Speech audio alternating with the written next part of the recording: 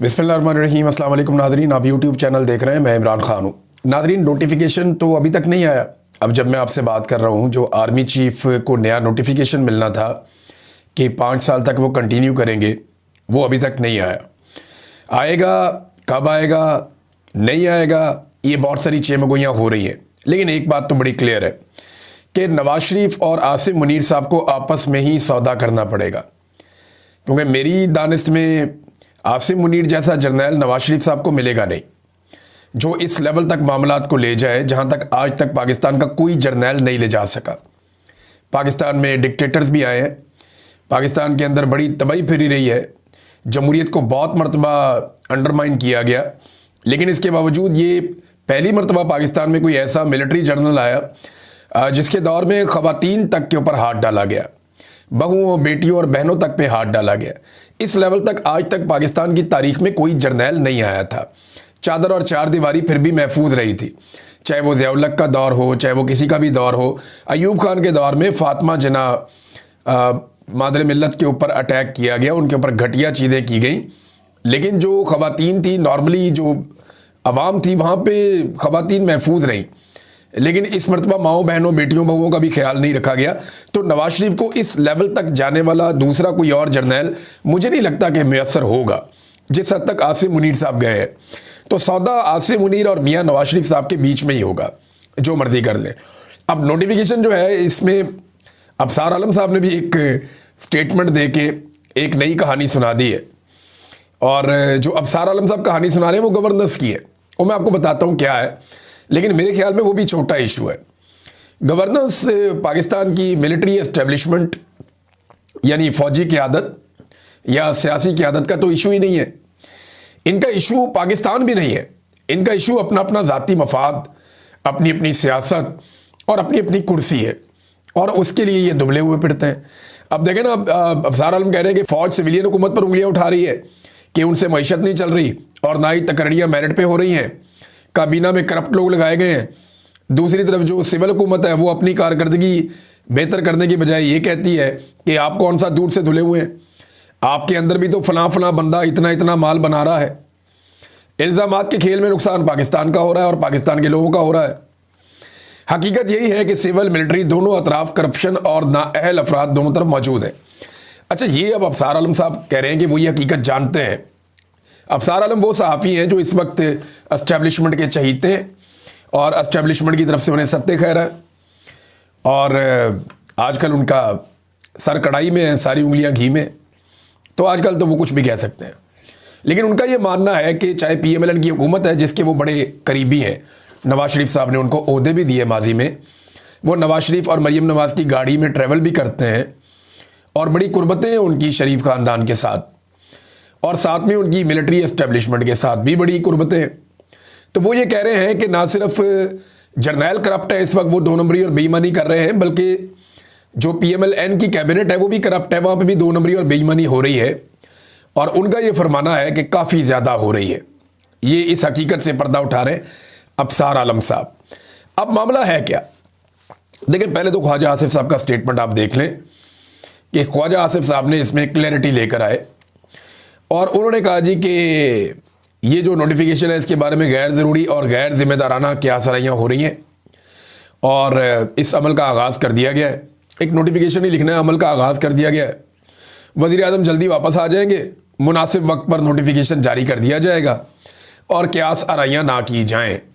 ये जनाब ख्वाजा आसिफ साहब ने इसके बारे में एक स्टेटमेंट भी दे दिया। अब वज़ीर दिफा है ना, वज़ीर दिफा के अंडर आता है सेक्रेटरी दिफा, और सेक्रेटरी दिफा के अंडर आता है आर्मी चीफ। उसूल तो ये है। तो वज़ीर दिफा ने कहा तो मान लेना चाहिए कि नोटिफिकेशन हो जाएगा, और मामला वही है कि सौदा आसिम मुनीर और नवाज शरीफ के बीच में ही होगा। किसी तीसरे के बीच में आने के इम्कानात बड़े महदूद हैं। अब अफसार आलम साहब ये बताते हैं कि आसिम मुनीर साहब ने जो सिक्योरिटी वर्कशॉप एक चल रही थी, वहाँ पे जब वो आए तो उन्होंने बंद कमरे में खिताब किया। उसमें उन्होंने एक जुमला बोला और एक नवाज शरीफ का जुमला, तो ये दोनों जुमले उन्होंने आमने सामने खड़े करके ये तासुर दिया जैसे सिविल मिलिट्री ताल्लुकात ख़राब हो रहे हैं। जुमला सिंपल ये था कि जनाब, आप 2 ख़ानदानों के ग़ुलाम हैं या आप 2 लोगों के ग़ुलाम हैं। तो अफसार आलम साहब को लगता है कि वो 2 लोग जरदारी और शरीफ हैं, और इनके गुलाम हैं। अब उनको तकलीफ यह है कि इमरान खान का नाम क्यों नहीं लिया। तो इमरान खान साहब की पार्टी तो गुलामी करती नहीं, सादी सी बात है।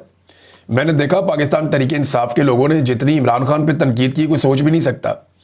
जब इमरान खान साहब कोई गलत चीज़ कर लेते हैं, पाकिस्तान की किसी पॉलिटिकल पार्टी के फॉलोअर्स ने अपनी लीडरशिप के फैसलों को इस तरह क्रिटिकली नहीं देखा जिस तरह पाकिस्तान तरीके इंसाफ के लोगों ने देखा।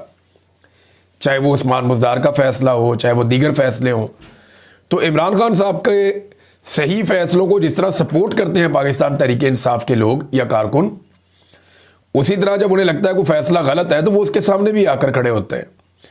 तो ये पाकिस्तान तरीके इंसाफ में एक थोड़ी सी चीज़ मुख्तलिफ है। एक दौर में ये चीज़ कुछ हद तक पाकिस्तान पीपल्स पार्टी में हुआ करती थी, जब बेनज़ीर भुट्टो नई नई पाकिस्तान वापस आई थी ज़िया-उल हक के तैयारे के हादसे के बाद। लेकिन फिर हमने देखा कि आहिस्ता आहिस्ता पीपल्स पार्टी में से ये चीज़ ख़त्म होती गई और जरदारियों का मुकम्मल कंट्रोल इस पॉलिटिकल पार्टी के ऊपर हो गया। अब नाज़रीन, रोला जो है ना वो परफॉर्मेंस का बताया जा रहा है।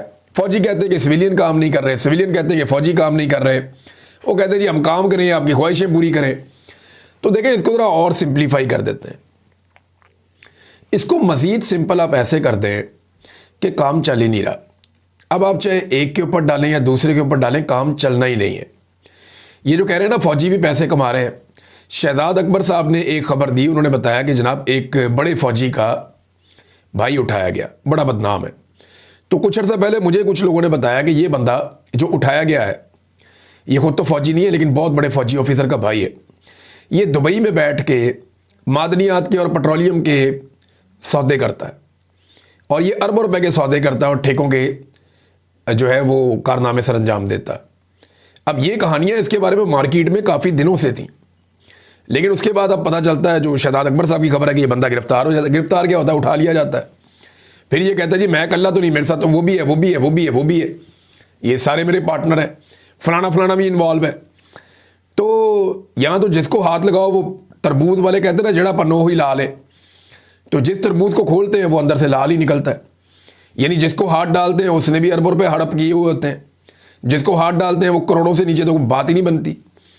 तो यह अन्नी पड़ी हुई है, दोनों तरफ के लोग लुटमार कर रहे हैं, चाहे वो एस्टेब्लिशमेंट है चाहे वो सियासतदान है। और इसी लुटमार के लिए इन्होंने इमरान खान का रिजीम चेंज ऑपरेशन किया था कि इमरान खान की हुकूमत गिराओ, ये तो दिहाड़ियाँ बंद हो जाएंगी, हमारी दिहाड़ियाँ लगानी है। तो दिहाड़ियाँ तभी लगेंगी सियासतदानों की और जर्नैलों की जब इमरान खान जैसा सियासतदान नहीं होगा जो अवामी फैसले करने की कोशिश करेगा। और 3 साल में आपने देख भी लिया था कि इमरान खान साहब का जो तर्ज हुक्मरानी था वो इन लोगों से तो कम बहुत बेहतर था। अब मुल्क इनसे संभल नहीं रहा और दोनों तरफैन जो हैं वो इमरान खान पे इल्ज़ामात लगा लगा के थक भी गए। यानी पहले तो बड़ा आसान था ना कि इमरान खान पे इल्ज़ाम लगा दो, ये कह दो ये भी इमरान खान की वजह से हुआ, मईशत इमरान खान की वजह से तबाह हुई। अब जनाब 4 साल के बाद आप इमरान खान पे कैसे इल्ज़ाम लगा सकते हैं? 2022 की 21 की कहानी आप 2025-26 में नहीं सुना सकते। लिहाजा अब इमरान खान पे इल्ज़ाम लगाने की भी वो कैपेसिटी नहीं रही और दोनों तरफ थक गए कि कब तक इमरान खान पे डालेंगे। 1 साल हो गया, पीटीआई ने कोई एहतजाज भी नहीं किया। वो छोटा मोटा जलसा जुलूस तो हर पॉलिटिकल पार्टी करती है और मेरे ख्याल में जमात इस्लामी ने पाकिस्तान तरीके इंसाफ से ज़्यादा पॉलिटिकल एक्टिविटीज़ की हैं, बड़े बड़े जलसे किए हैं, हर शहर के अंदर किए हैं। पीटीआई को तो करने ही नहीं दिया गया। तो 1 साल हो गया, पाकिस्तान तरीके इंसाफ ने कोई एहतजाजी सियासत भी नहीं की। वो ज़्यादा से ज़्यादा बेचारे चंद बंदे इकट्ठे होकर अडियाला जेल के बाहर चले जाते हैं, वहाँ 4 नारे लगा देते हैं। इसके अलावा तो उन्होंने कोई बड़ा सियासी एहतजाज या कोई लॉन्ग मार्च या ऐसी कोई चीज़ नहीं की जिसके बाद ये कहें कि जनाब वो अदम इस्तेहकाम का शिकार कर रहे हैं पाकिस्तान तरीके इंसाफ वाले हुकूमत को, या वो काम चलने नहीं दे रहे। तो अब पाकिस्तान तरीके इंसाफ ने कुछ किया नहीं, लेकिन इसके बावजूद इस पूरे साल के अंदर हर शोबे में तनज़ली हो रही है। यानी सिर्फ नवंबर के महीने में आप उठाकर देखें तो टैक्स कलेक्शन हुई है, ये जो FBR ने की है, इसमें 139 अरब रुपया कम इकट्ठा किया है। अंदाज़ा करें आप कि ये टैक्स भी अभी तक कलेक्ट नहीं कर पा रहे और हालात इतने पतले हैं पाकिस्तान के कि कोई चीज़ भी इनके कंट्रोल में नहीं आ रही। अब इल्ज़ामात एक दूसरे पे डाल रहे हैं, लेकिन असल मामला जो अभी भी मुझे ये लगता है बीच में फंसा हुआ है वो ये है कि नवाज शरीफ साहब इमरान खान साहब से मुस्तकिल छुटकारा चाहते हैं। उन्हें यह लगता है कि जब तक उन्हें या उनकी फैमिली को इमरान खान साहब से मुस्तकिल छुटकारा नहीं मिल जाता, तब तक उनकी सियासत इसी गड़े में पड़ी रहेगी।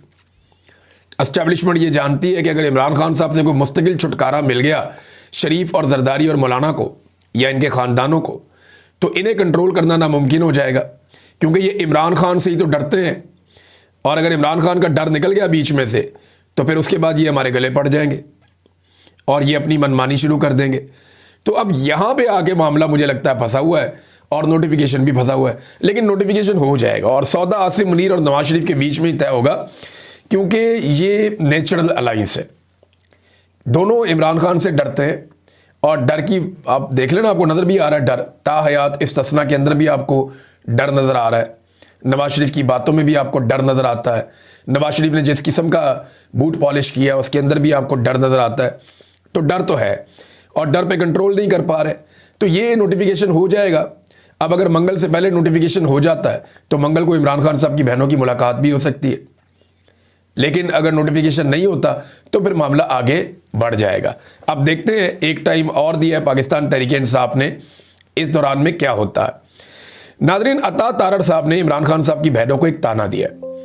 ये ज़रा आप अता तारड़ साहब का स्टेटमेंट जो उन्होंने दिया, मैं पहले आपको पढ़ के सुनाता हूँ। उन्होंने कहा जी, इमरान खान की बहनें भारतीय चैनल पर मुल्क को बदनाम कर रही हैं, उन्हें चुल्लू भर पानी में डूब मरना चाहिए। यानी ये इमरान खान साहब की बहनों पर इंडियन टीवी को इंटरव्यू दे दिया। इंडियन टीवी को इंटरव्यू क्यों दिया? हम इंडिया के साथ दहशतगर्दी की लड़ाई लड़ रहे हैं, हमारी उनके साथ जंग हुई है, ये वो सारी बातें उन्होंने की और इमरान खान साहब की बहनों के ऊपर डाल दिया। अब अता तारड़ साहब, एक्चुअली जो आपने बात की है कि डूब के मर जाना चाहिए, ये तो फिर नवाज शरीफ साहब को डूब के मर जाना चाहिए। इमरान खान की बहन ने इंडियन मीडिया पे क्या डिस्कस किया? अपने भाई को डिस्कस किया, और वो कभी भी कोई वज़ीर आज़म नहीं रही, एक आम औरत है। कभी MNA MPA भी नहीं रही, एक आम औरत है। कभी सरकारी मुलाजिम भी नहीं रही, एक आम औरत है। तो उसने इंडियन टीवी को इंटरव्यू दे दिया। लेकिन सवाल ये पैदा होता है कि आपका लीडर नवाज शरीफ अपने रियासती मामलात इंडियन टीवी चैनल्स के ऊपर डिस्कस करे उनके सहाफ़ियों के साथ, अपने इदारों के मामलात इंडियन सहाफ़ियों के साथ डिस्कस करे, फ़ौज की सियासत में मुदाखलत को खुलकर इंडिया के साथ डिस्कस करे, उनके खिलाफ कार्रवाई के मामलात, गद्दारी के इल्ज़ामात और पीठ में छुरा घोंपने जैसे इल्ज़ामात वगैरह, ये सारे आपका साबिक वज़ीर आज़म नवाज शरीफ इंडियन चैनल पे बैठ के लगाए, जो गलत नहीं है। यानी नवाज शरीफ ने जो बातें की मिलिट्री एस्टेब्लिशमेंट के खिलाफ, वो बातें ठीक हैं, और नवाज शरीफ ने जो बातें की वो इंडियन चैनल्स के ऊपर बैठ के की, तो उसकी चॉइस है, वो इंडियन चैनल पे बैठ के करे, अमेरिकन चैनल पे बैठ के करे, इससे क्या फ़र्क पड़ता है? तो अगर नवाज शरीफ गद्दार नहीं है या वो चुल्लू भर पानी में डूब के नहीं मर रहा, तो फिर नौरीन खानम क्यों चुल्लू भर पानी में डूब कर मर जाए? अता तारड़ साहब, इसके बारे में सोचिएगा। अगर आपको समझ आ जाए तो ठीक है, वरना फिर चुल्लू भर पानी में डूब कर मर जाइएगा, क्योंकि आपकी इतनी अकल ही नहीं है कि आपको कैबिनेट के इतने अहम ओहदे के ऊपर बिठाया जाए। जो आपको रटा देते हैं चंद अफसरान, वो आप आके पढ़ के सुना देते हैं या रटा रटाया आप आकर बोल देते हैं। अपने दिमाग से काम लीजिए। आपके लीडर ने कई मरतबा इंडियन चैनल्स को इंटरव्यू दिया। अभी कुछ अर्सा पहले आप लोगों ने इंडियन सहाफ़ियों को वेलकम किया रायवंड में, जो बहुत अच्छी बात है। आप लोगों ने नरेंद्र मोदी को वेलकम किया, जनरल मित्तल को वेलकम किया हमेशा, जो बहुत अच्छी बात है। आप लोग वहाँ नवाज शरीफ साहब जाते हैं भारत में और कश्मीरी क़यादत से नहीं मिलते, हुर्रियत रहनुमाओं से नहीं मिलते, जो मियाँ नवाज शरीफ साहब की अपनी चॉइस है। मियाँ नवाज शरीफ साहब मोदी के साथ और इंडिया के साथ बेहतरीन ताल्लुकात बनाना चाहते हैं, जो बहुत अच्छी बात है। तो अगर मियाँ नवाज शरीफ साहब गद्दार नहीं है, तो एक इंटरव्यू अपने भाई के बारे में देकर नौरीन खानम कैसे गद्दार हो सकती हैं, या उन्हें चुल्लू भर पानी में क्यों डूब मरना चाहिए? सवाल तो ये है। नाज़रीन, यहाँ पे मेरे पास एक और ख़बर है, और ख़बर यह है कि गज़ा के मामले पर या इसराइल और फ़लस्तीन के मामले पर मोहम्मद बिन सलमान और डोनाल्ड ट्रंप में जो हल्की सी तलखी हुई, जिसमें मोहम्मद बिन सलमान ने यह कहा कि जब तक फ़लस्तीनी रियासत के क़याम का मामला तय नहीं हो जाता, तब तक अब्राहम अकॉर्ड का हिस्सा बनना मुमकिन नहीं है। अब मोहम्मद बिन सलमान साहब का ये बड़ा उसूली मौक़िफ़ है। यही बात इमरान खान साहब भी करते थे। मोहम्मद बिन सलमान वली अहद है, जो सुल्तान है शाह सलमान साहब, वो भी यही बात करते हैं, मोहम्मद बिन सलमान के वालिद। और ये एक पुराना मौक़िफ़ है कि फ़लस्तीनी रियासत का क़याम अमल में लाया जाए, फिर जो इसराइली रियासत है उसको भी तस्लीम कर लिया जाएगा। लेकिन उसके लिए शराइत ये है कि 1967 की पोजीशन पे जाएं। अब मोहम्मद बिन सलमान ने यही शर्त दोबारा डोनाल्ड ट्रंप के साथ रखी, जिस पे हल्की फुल्की तलखी हुई। पाकिस्तान ने फौरी तौर पे एस्टीमेट लगाया कि यार ये क्या हो गया, हम तो सोच रहे थे सारी गेम हाथ में है, तो हम तो 4 कदम आगे निकल गए थे, हमने तो करारदाद भी पास करवा ली। उधर मोहम्मद बिन सलमान ने डोनाल्ड ट्रंप को कहा जी पैसे वैसे मैं लेकर आ रहा हूँ, इन्वेस्टमेंट मैं करूँगा यहाँ अमेरिका में, लेकिन ये जो आप इसराइल को तस्लीम करने वाली बात कर रहे हैं, इसकी कंडीशन वही है जो पहले इसकी कंडीशन थी। अब साथ ही पाकिस्तान ने भी अपना पैंतरा बदलना शुरू, पाकिस्तान के क्योंकि मास्टर्स है ना अमेरिका, सऊदीया, और पाकिस्तान ज़्यादातर सऊदीया से कंट्रोल होता है, तो पाकिस्तान के मास्टर्स जैसे ही अपनी पोजीशन बदलते हैं, पाकिस्तान भी अपनी पोजीशन को उसके मुताबिक अलाइन करता है। ख्वाजा आसिफ का स्टेटमेंट आ गया, गजा मुआहदे के हामी मुस्लिम ममालिक को अपनी पोजीशन पर दोबारा गौर करने की ज़रूरत पड़ सकती है, क्योंकि इलाके में नाजुक जंगबंदी की मुसलसल खिलाफ वर्जियाँ हो रही हैं। ख्वाजा आसिफ साहब ने देखा कैसे पैंतरा बदला है यहाँ पे। अब क्योंकि मोहम्मद बिन सलमान ने फौरी तौर पे कोई रद्द-ए-अमल नहीं दिया, तो पाकिस्तान को लगा कि हम ज़्यादा आगे ना निकल जाएं, लिहाजा अब ये पीछे हटना चाहते हैं। तो क्या ट्रंप इन्हें पीछे हटने देगा, ये भी एक सवाल है। मुझे लगता है जब भी ट्रंप का इनको फ़ोन आएगा ये जूते पॉलिश करना शुरू हो जाएंगे, क्योंकि अब तो आलमी सतह पे शहबाज शरीफ को कहा जाता है कि शू शाइन बॉय, जूते चमकाने वाला लड़का। तो शहबाज शरीफ साहब जो है वो दोबारा वही करेंगे। अब इसमें इसहाक डार साहब का एक स्टेटमेंट आया नाज़रीन, ये बड़ा इंटरेस्टिंग स्टेटमेंट है। डार साहब कहते हैं कि वज़ीर आज़म ने आर्मी चीफ से मशवरा करके फ़ौज भेजने का ऐलान किया। ये गजा में मशवरा नहीं, आर्मी चीफ के हुक्म पर, आपको ये कहना चाहिए था। वज़ीर आज़म की क्या औकात है कि आर्मी चीफ से मशवरा करे, वज़ीर आज़म सिर्फ आर्मी चीफ से हुक्म लेते हैं और जो वो कागज़ भेजते हैं उस पर दस्तखत करते हैं। ये औकात है इस वक्त पाकिस्तान के वज़ीर आज़म की, और ये मैंने इंटरनेशनली हर जगह पे ये बात की जा रही है। वज़ीर आज़म ने आर्मी चीफ से मशवरा करके फ़ौज भेजने का ऐलान किया, फ़ौज गजा भेजने के लिए हम तैयार हैं। डार साहब कह रहे हैं, वज़ीर ख़ारजा पाकिस्तान के डिप्टी वज़ीर आज़म, वो कह रहे हैं जी गजा हम फ़ौज भेजने के लिए तैयार हैं, लेकिन हमास को गैर मुसल्लह करना हमारा काम नहीं है। और तुसी उत्ते की लैन जा रहे हो। डार साहब कह रहे हैं कि फ़ौज भेजेंगे गजा में, हमास को गैर मुसल्लह करना हमारा काम नहीं है। तो फिर डार साहब वहाँ पे करारदाद के ऊपर वोट क्यों दिया था? वो करारदाद तो यही कहती है कि हमास को गैर मुसल्लह करना है और उसके लिए एक स्टेबलाइजेशन फोर्स भेजनी है। ये जो फ़ौज जाएगी इसकी जो बेसिक ड्यूटी होगी, नंबर 1 हमास को गैर मुसल्लह करना, नंबर 2 इसराइल की सरहदों की हिफाजत करना। ये 2 जिम्मेदारियां बड़ी जिम्मेदारियां हैं उस फौज की जो फौज यहां से जा रही है।